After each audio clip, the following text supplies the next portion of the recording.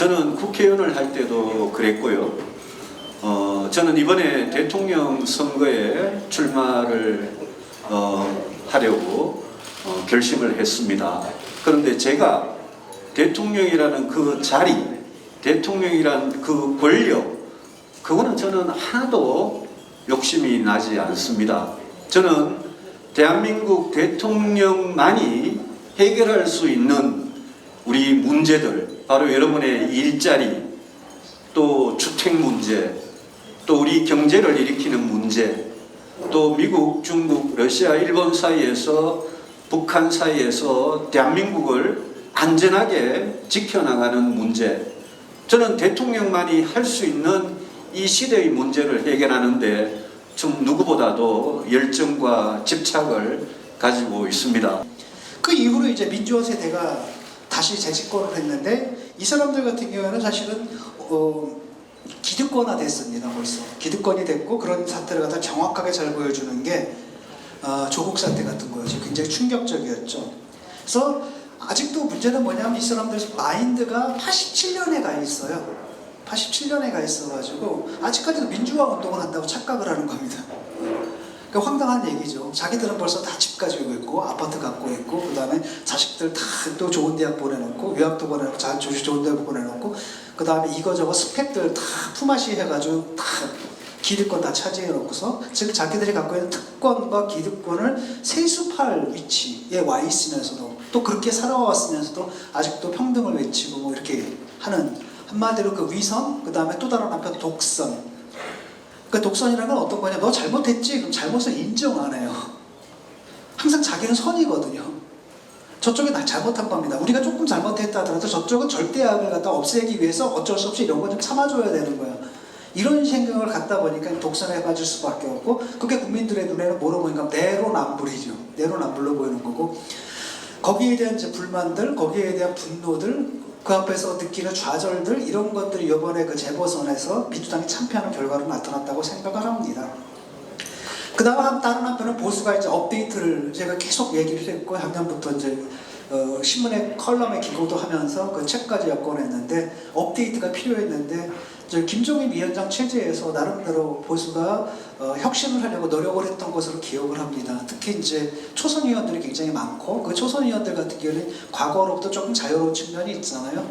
그래서 그 김종인 위원장이 하는 그 혁신에 대해서 그 거부감이 덜하고 상당히 적극적으로 지원하는 것으로 알고 있었고, 그런 가운데서 이제 새로운 정강 정책이 만들어졌고, 제가 볼 때 상당히 합리적인 그런 정강 정책들이 만들어졌고, 다른 한편으로는 광주 찾아가가지고 3번인가 찾아가시잖아요. 그래서 무릎 꿇고 딱 사과하는 모습을 보인다라든지, 그게 이제 서독의 빌리 브란트 수상이 옛날에 아우슈비츠 찾아가가지고 했던 그거지 않습니까? 그동안에 그 보수가 가장 큰 문제가 그 막말이었거든요.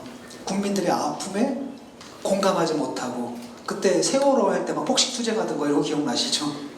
근데 지금은 저 사람들이 그러고 있어요. 천안함 용사들에 대해서. 그렇죠?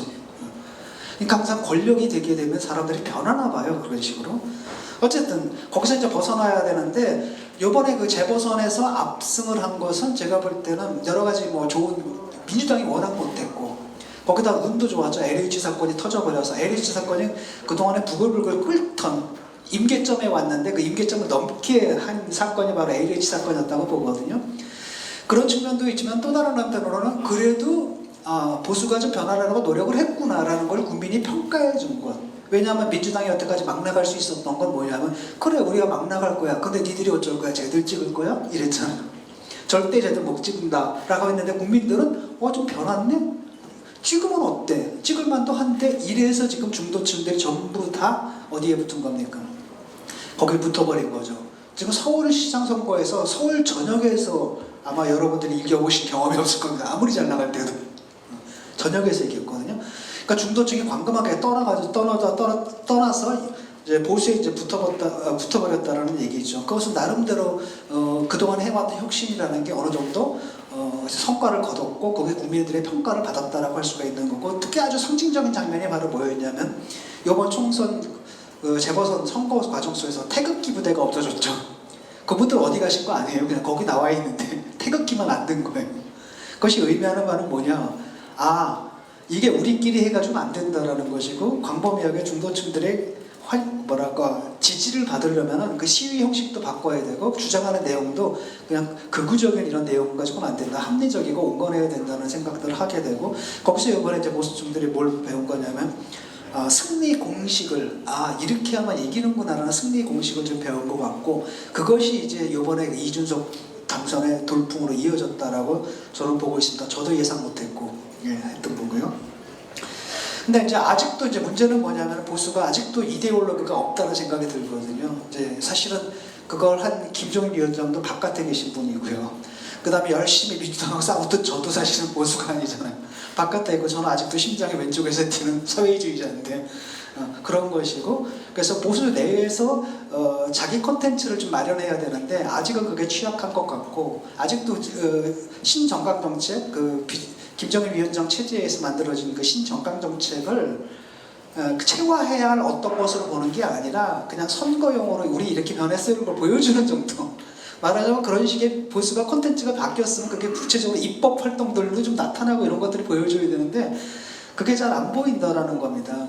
그래서 혁신의 형식은 취했지만 아직까지 콘텐츠는 상당히 불안한 상태다. 그리고 이준석 대표 체제도 좀 마찬가지라고 보거든요. 구체적으로 당을 어떻게 혁신해야 될 것인가?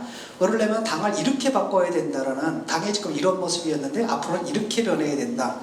그 다음에 그 뜻에 공감하는 사람들을 묶어서 이게 하나의 세력화가 돼야 되는 거잖아요. 세력화가 되고 그게 이제 뭐 젊은 세대들일 수도 있고 아니면은 생물학적 연령과 관계없이 합리적인 모습에 찬동하는 사람들일 수 있고 그들이 하나의 세를 모아서 당내에서 싸우고 그 다음에 당내에서 싸운다라는 게 저 사람들이 하듯이 막 적폐로 몰아가지고 나가라 막 이렇게 하는 게 아니라 그분들 그 당에 오래 계신 분들은 또 나름대로 장점들을 갖고 있잖아요. 많은 경험과 연륜과 그다음 많은 지혜들을 갖고 있으니까 그분들과 설득해서 그분들의 도움을 지지를 얻어내는 이런 설득 작업을 해서 새로운 리더십을 구축하려는 이런 청사진이 있어야 되는데 그게 좀 안 보이고요. 두 번째로는 그거거든요. 대선은 심판 투표가 아닙니다. 심판 투표가 아니라 그러니까 회고 투표가 아니라 전망 투표거든요. 그러니까 과거를 심판하는 게 아니라 미래를 선택하는 게임이에요. 그러니까 재보선 같은 경우는 그냥 홧김에 찍을 수도 있습니다.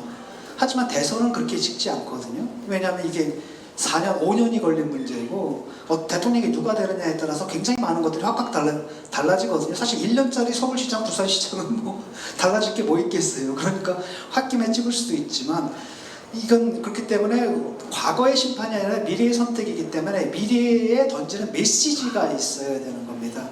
그런데 그 메시지가 어떤 건지 지금 저는 아직도 불투명하다고 보거든요.